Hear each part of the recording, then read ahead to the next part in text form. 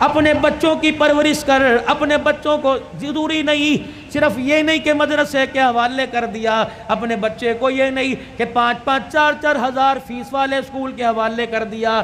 یہ سارے علماء اکرام بیٹھے ہیں, اولاد کی تربیت پہ علماء لکھتے ہیں. فرمایا جب بچے کی عمر 10 سال کی ہو, 10 سال سے لے کے 21 سال کی عمر تک اپنے بچے کی طرف آنکھ کی گھوری, آنکھ کا آئینہ ایسا رکھ جیسے شکار کے اوپر شکاری پنجے گاڑتا ہے. اپنے بچے کے رہن سہن پہ, اٹھنے بیٹھنے پہ, بولنے چالنے پہ, جہاں وقت گزار رہا ہے رات کو اٹھ کے دیکھا کر کروٹیں بدل کے کس کروٹ سو رہا ہے, دن کے اجالے میں دیکھا کر قدم اٹھا رہا ہے یا بھاگ کے دکھا رہا ہے, اپنے باپ سے کچھ چھپا رہا ہے یا ظاہر کر رہا ہے. اگر 10 سال سے لے کر 20 سال کی عمر تک تو اپنے بچے کا ساتھ دے گا, کعبے کے رب کی قسم بچہ قبر تک قرآن سناتے تیرا ساتھ دے گا.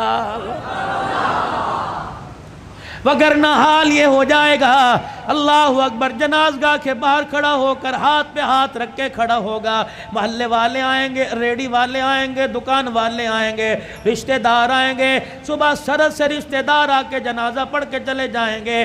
بیٹے کو کہیں گے, پڑھ کہے گا مجھے باپ کو کندھا دینا تو آتا ہے لیکن میت کے اوپر مجھے جنازہ پڑھنے کی دعا ہی نہیں آتی ہے. اللہ سے خیر مانگو اپنے بچوں کی.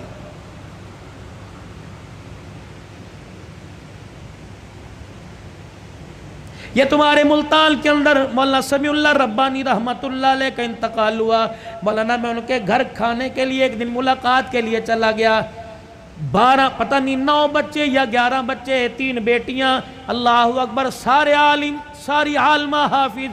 پھر آگے ان کے پوتے دوتے, خاندان میں میل جول والوں میں 65 کے قریب بچے بچیاں تھے. ان میں سے اکثر عالم تھے, باقی سارے حافظ تھے. میں ان کے گھر بیٹھا, بیٹھنے کے لیے کرسی کوئی نہیں, چرپائی ٹوٹی ہوئی, شلوار کسی اور رنگ کی, کرتا کسی اور رنگ کا. ایک پرانی سی پلیٹ میں 4-5 بسکٹ, چائے کا کپ آیا اور مجھے کہنے لگے مولوی صاحب ان برتنوں کو نہ دیکھنا, میرے سینے میں جھانک کے دیکھ, میرا دل بڑا سکون میں ہے. الحمدللہ میں نے اپنے بچوں کو قرآن کا حافظ بنایا, عالم بنایا. یہ تو میں نے اس کے گھر کے حالات بتلا دیے. اللہ اکبر, جس دن آج سے 3 سال پہلے دنیا سے جانے کا اس کا وقت آیا, 5 بچے اس وقت گھر میں موجود تھے. کچھ بچے لاہور میں خدمت سر انجام دے رہے ہیں. میرے عزیزو, باپ کی تو بعد میں سناؤں گا, بیٹے مولانا عبید اللہ کی سن لو. عشاء کی نماز پڑھائی, سلام پھیرا, کہنے لگے اللہم انت السلام و منک السلام, تبارک ربنا و تعالیت یا ذا الجلال والاکرام, وصلی اللہ تعالی علی رسول خیر خلقی محمد وعلی آلہ وصحبہ اجمعین برحمتک یا ارحم الراحمین. یوں منہ پر پھیرے ہاتھ, یوں بیٹھ گیا. لوگوں نے ہلایا, فرمایا اب کھڑا نہیں ہوگا, اب تو قیامت کی صبح کھڑا ہوگا. لے اتنی جلدی مر گئے. جو کام کرتے مرے گا وہ کام کرتے اٹھے گا. قیامت کا دن ہوگا, اللہ اسے عشاء کی نماز کے وقت مصلی سے اٹھائے گا. اب باپ کا حال, مفتی سیف اللہ صاحب, میں تعزیت کے لیے گیا, مجھے کہنے لگے مولانا ابا جان کا انتقال کیسے ہوا؟ 1:15 بجا تھا. ابا جان نے کمرے میں شور کر دیا, امی اٹھ کے آ گئی, میں اٹھ کے آ گیا, بھائی دوسرا اٹھ کے آ گیا. کہنے لگے عبید اللہ کو بلا لے, عبداللہ کو بلا لے, اور اسی طریقے سے کفایت اللہ کو بلا لے. جب 5 بھائی باپ کے کمرے میں 1 بجنے میں 10 منٹ تھے, ہم کمرے میں آئے. کہنے لگے بیٹو مجھے ایک جماعت لینے کے لیے آ رہی ہے. میں تیار ہو کے وضو کر کے بیٹھ گیا. میرے بچوں, میں نے قرآن تمہیں اس دن کے لیے پڑھایا تھا, آج مجھے سارے کے سارے سورہ یاسین پڑھ کے سناؤ.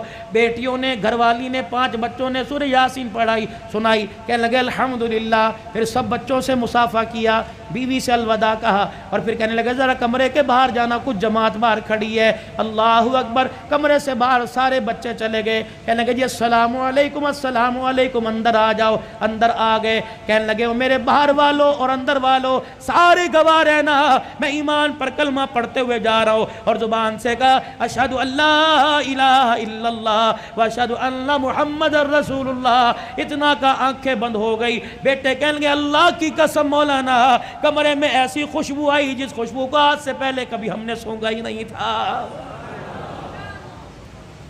خیر مدارس کے اندر میرے عزیزو جنازہ ہوا، اللہ اکبر، کہنے لگے جنازے کے اندر عوام کا تو رش تھا، لیکن 2200 کے قریب علماء اکرام شیخ الحدیث موجود تھے۔ میرے عزیزو ان کے کندھوں پہ جو اللہ والا گیا ہوگا، قبر کی مٹی میں نہیں گیا ہوگا، سیدھا جنت کے اندر گیا ہوگا۔